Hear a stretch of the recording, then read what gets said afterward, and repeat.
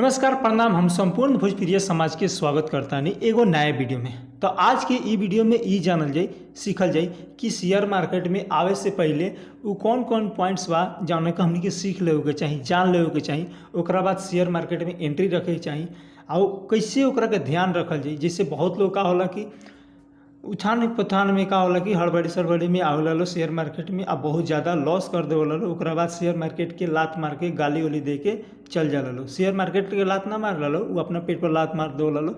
Share market बाद लात मार के अपने बेलगा देवेला। ठीक, उथल पुथल करे से अच्छा बा कि कुछ नॉलेज ले ली, ओकरा बाद शेयर मार्केट में आई तो हमें लॉन्ग टर्म के लिए अच्छा इन्वेस्टमेंट हुई। अच्छा मतलब यहाँ से अर्निंग हो सकता आ कुछ सीख सकता नहीं, एगो पैसिव इनकम की तरह एक के ले सकता नहीं।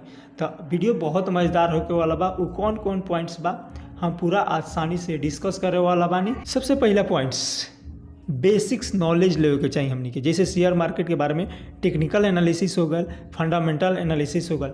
टेक्निकल एनालिसिस में का हो गल कि जैसे चार्ट के रीड करे के सीख लेवे के चाहिए। जैसे अगर शॉर्ट टर्म के लिए करे के चाहता है, स्विंग हो गए या कुछ 1 महीना 2 महीना के लिए, तो चार्ट के रीड करे के चाहिए। चार्ट के रीड करेला जैसे कैंडल स्टिक की ऑलरेडी हम वीडियो डाल चुकल बानी, ओकरा के देख सकते हैं। कैंडल स्टिक के सीखे के चाहिए।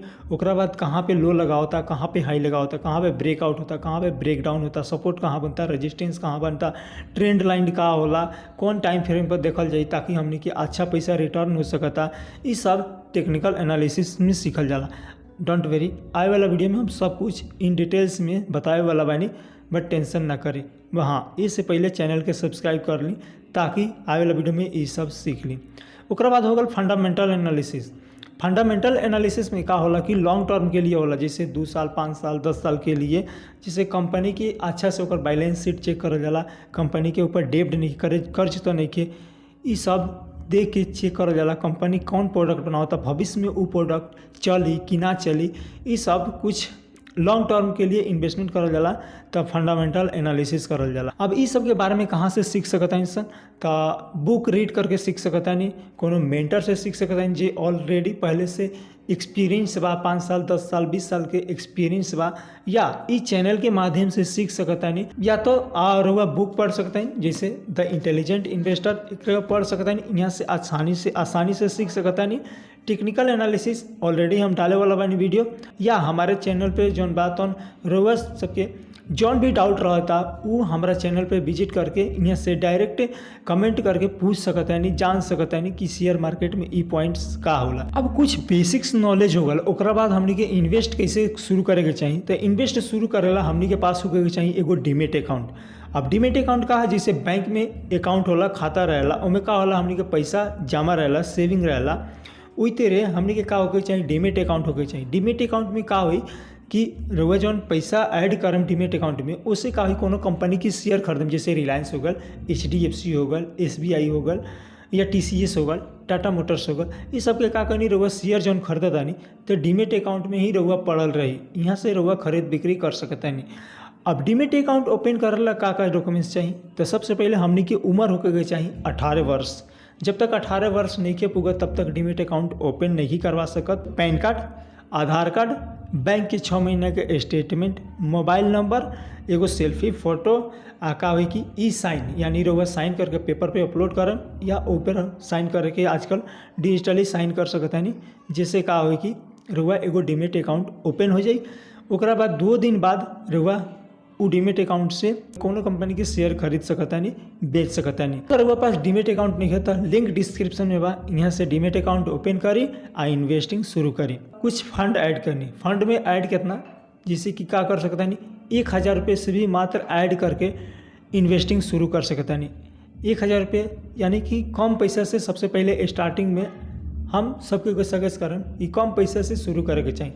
अब डायरेक्ट ट्रेडिंग में ना चले। ट्रेडिंग बहुत ही खतरनाक चीज़ बा। इमेज रउआ 1 दिन में पैसा ऐड करम, 1 दिन में स्वाहा हो जाए, जीरो हो जाए।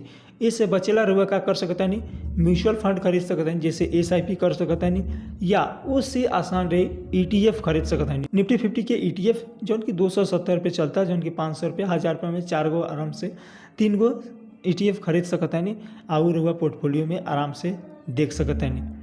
तो यहाँ से रउआ शुरुआत कर सकता नहीं, काहे कि एमे बा लो रिस्क रहेला, पैसा रउआ सेफ रही, ज़्यादा एमे लॉस होके के ना रहेला। काहे कि अगर ETF में रउआ इन्वेस्ट करतानी तो निफ्टी 50 के टॉप 50 गो कंपनी में रउआ पैसा लागत हटे। ई जरूरी नहीं है कि निफ्टी 50 के 50 गो कंपनी खराब करी लॉस जाई।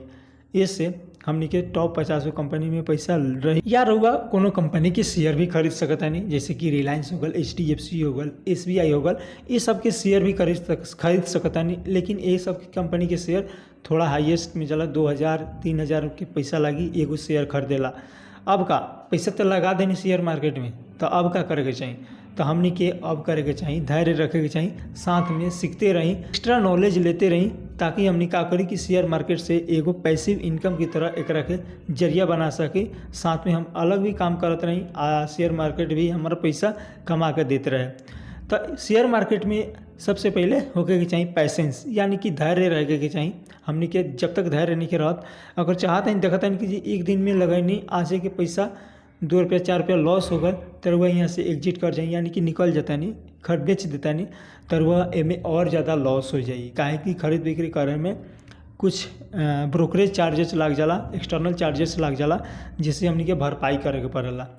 तो बस से रउआ खरीद ले लेवानी तो धैर्य रखी, एक ना एक दिन ऊपर जेबे करे। कहल जाला कि आदमी होके या शेयर मार्केट जाए के बा ऊपर ही, ठीक बा? तो धैर्य रखी, एक ना एक दिन ऊपर जेबे करी।